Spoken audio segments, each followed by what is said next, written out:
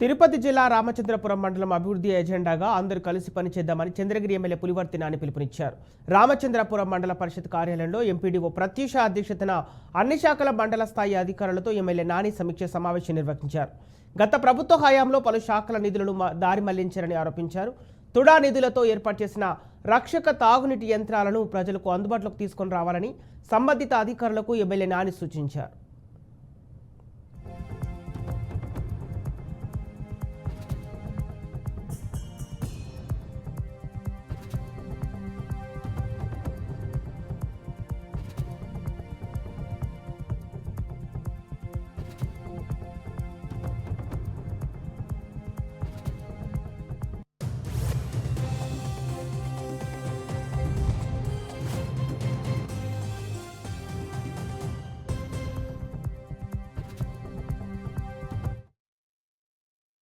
ఎక్కువ వర్షాభావం వల్ల అన్ని చోట్ల కలరాలు డైవర్లో ఎత్తు సమస్యలు వస్తుంటాయి.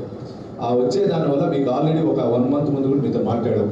కాలువలన్నీ కూడా క్లీన్ చేయమన్నాం. నాకు తెలిసినంతవరకు ఏ పంచాయతీలో కాలువలు క్లీన్ చేయాలి. క్లీన్ చేయని సెక్రటరీలకు ఒకవేళ ఇష్టం లేదంటే చెప్పండి. నేను ఇప్పుడే మాట్లాడి డిప్యుటేషన్ వేసి పక్కన మండలాల్లో ఉన్న వాళ్ళని తెచ్చి ఇక్కడ వేస్తాను. ఎందుకంటే మనం గెలిపించారు, మీకు కూడా ఉద్యోగాలు, మనందరికీ కూడా ఉద్యోగాలు ఇచ్చి జీతాలు ఇస్తానంటే ప్రజల యొక్క అవసరాలు తీర్చేదానికి. కాబట్టి అటువంటి పని చేయని సెక్రటరీలు ఎవరైనా నా బంధువు కూడా ఉండేది, మీరు చెప్పండి. మనం ఎవ్రీ మంత్ క్లీన్ చేయాలి. ఇక్కడుండే అధికారులందరూ కూడా సార్, నేను మీకు ఒకటే విన్నపం, మనం ఏమి చేసినా ప్రజలు ఉపయోగపడి చేద్దాం.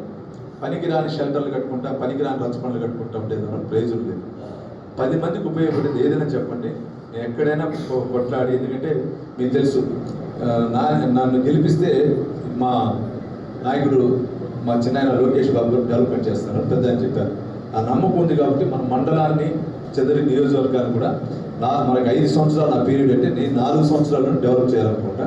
దానికి సంబంధించినంత కూడా నేను అదే పని మీద ఉంటాను.